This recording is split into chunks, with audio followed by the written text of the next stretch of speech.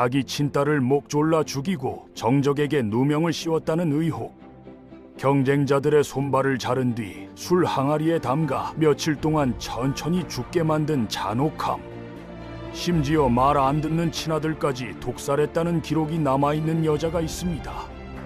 근데 이 사람이 중국 역사상 유일한 여자 황제예요. 후궁에서 시작해서 황후가 되고 자기 아들을 밀어내고 본인이 직접 황제 자리에 올랐는데, 더 소름 돋는 건 반대파에게 끌어내려진 뒤에도 처형당하지 않고 81살까지 천수를 누렸다는 겁니다. 권력 다툼에서 지면 목이 날아가는 게 당연한 시대에 어떻게 이게 가능했을까요? 오늘은 이 전무후무한 인물, 즉 전무후에 대해 이야기해 보겠습니다.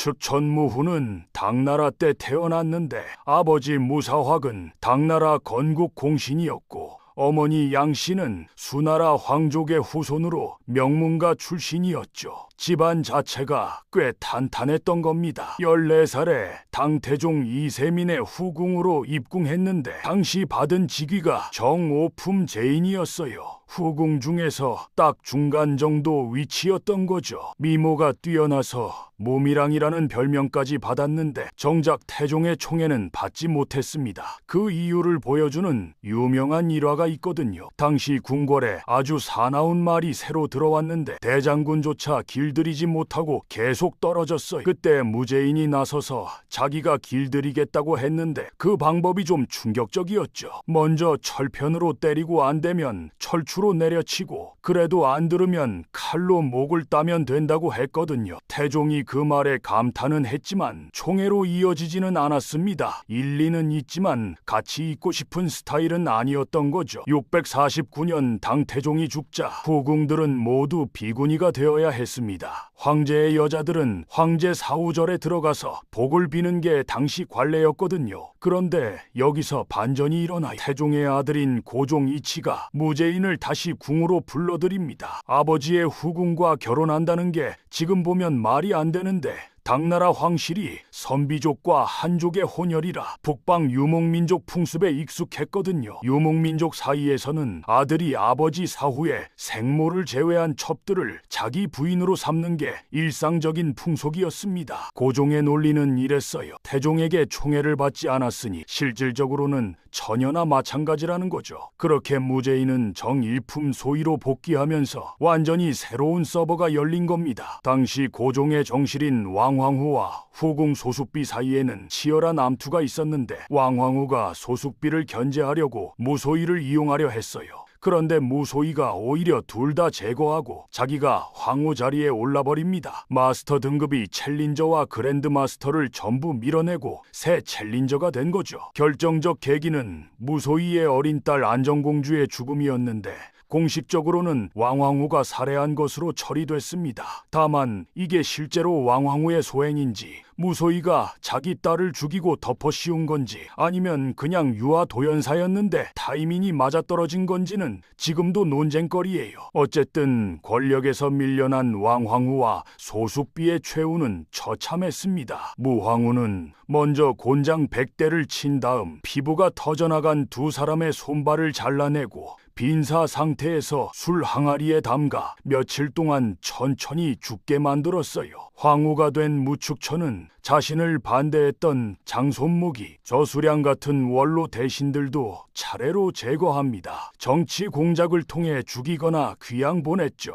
공신 중에 살아남은 건 이세적 정도인데 이 사람은 오히려 무축천의 권력 장악에 적극 협조했던 인물이었거든요. 672년 고종이 병으로 정사를 돌보지 못하게 되자 무황후가 대신 정치를 했고 675년에는 아예 수렴 청정을 선언합니다. 여기까지만 해도 힘이 센 황후 정도였는데 진짜 반전은 고종이 죽은 이후에 일어나요. 고종 사후 황태자였던 이연이 중종으로 즉위했는데 중종이 장인을 고위직에 앉히려다 신하들이 반대하자 이런 말을 해버립니다. 내가 천자인데 천자 자리를 넘겨줘도 내 마음 아니냐고요. 이게 선대 황제들과 건국 공신들의 노력을 무시하는 발언으로 받아들여져서 바로 폐위당했어요. 무축천은 막내 아들 예종을 즉위시킨 후 반대파를 계속 진압하며 권력을 강화하더니 결국 690년에 아들을 밀어내고 자기가 직접 황제가 됩니다. 나라 이름도 당에서 주로 바꿨죠. 측천무후의 통치 스타일은 상당히 독특했는데 사찌라는 투서함과 불량배 출신의 비밀 경찰을 활용해서 밀고 정치를 펼쳤어요. 근데 그냥 밀고가 아니라 먼저 고발한 사람이 먹는 시스템이었거든요. 신하들 입장에서는 조정에 출근할 때 가족들에게 작별 인사를 하고 무사히 돌아오면 축하 파티를 열 정도였습니다. 근데 이렇게 압박만 하면 반발이 생기니까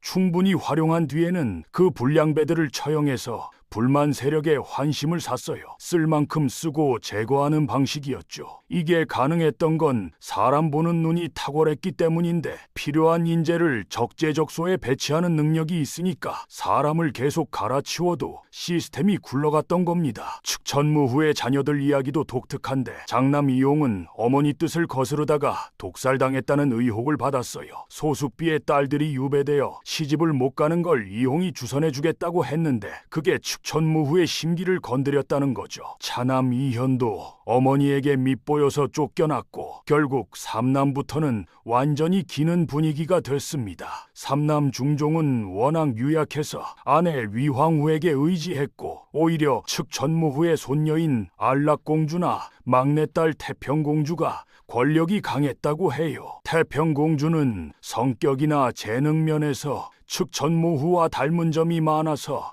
특별히 아꼈다고 하는데 문제는 측천무후가 태평공주의 남편을 곤장 100대 치고 옥에서 굶겨 죽였거든요. 그래서 태평공주는 어머니를 평생 두려워했다고 합니다. 705년 측천무후가 병으로 건강이 악화되자 황실 충성파들이 신룡정변을 일으켜서 퇴위시킵니다. 이렇게 무주는 한 대 만에 멸망하고 당나라가 재건됐어요. 근데 여기서 놀라운 건 측천무후가 처형당하지 않았다는 겁니다. 보통 나라를 멸망시킨 인물은 무조건 죽여야 하는데 문제가 있었어요. 당나라 황실 직계 후손들이 전부 고종과 측천무후의 자녀들이었거든요. 다른 가지에서 뽑아올 수가 없었던 거죠. 측천무후를 역적으로 만들면 후계 황제들이 전부 역적의 후손이 되는 상황이었습니다. 그래서 정변에 성공한 세력도 측천무후를 황태후로 모시고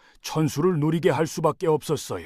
무측천은 무소불위의 권력을 휘두르다가 끌어내려졌지만 황실의 어른으로 대우받으며 그의 80일 세로 생을 마감합니다. 측천무후는 자신의 비석에 아무 글자도 새기지 말라는 유언을 남겼다고 하는데 해석이 두 가지예요. 하나는 내 삶에 대한 평가는 후대에 맡기겠다는 겸손한 의미이고 다른 하나는 내 공적이 너무 커서 비석에 다 담을 수 없다는 오만한 의미죠. 어쩌면 둘 다일 수도 있습니다. 후궁에서 황후, 황태후, 황제, 태상황제까지 전부 거친 사람은 중국 역사 전체를 통틀어 측천무후가 유일해요. 남자는 후궁이나 황후가 될 수 없으니까 앞으로도 절대 나올 수 없는 기록이죠. 당태종이 생전에 신라 선덕여왕을 두고 여왕이 나라를 다스린다며 조롱했는데 정작 자기 나라에서 여황제가 등장하고 나라 이름까지 바뀌었다는 게 역사의 아이러니입니다. 측천무후 이후로 중화권에서 서태후 같은 실권자는 있었지만 공식적인 여성 최고 지도자는 오랫동안 나오지 않았어요. 그러다가 2016년 대만의 차이잉원 총통이 취임하면서 무려 1311년 만에 중화권 여성 지도자가 등장했습니다. 후궁에서 시작해 황제까지 오르고 끌어내려진 뒤에도 살아남은 이 여인의 삶을 보면 권력이란 게 결국 누가 마지막까지 서 있느냐의 싸움이라는 걸 새삼 느끼게 됩니다.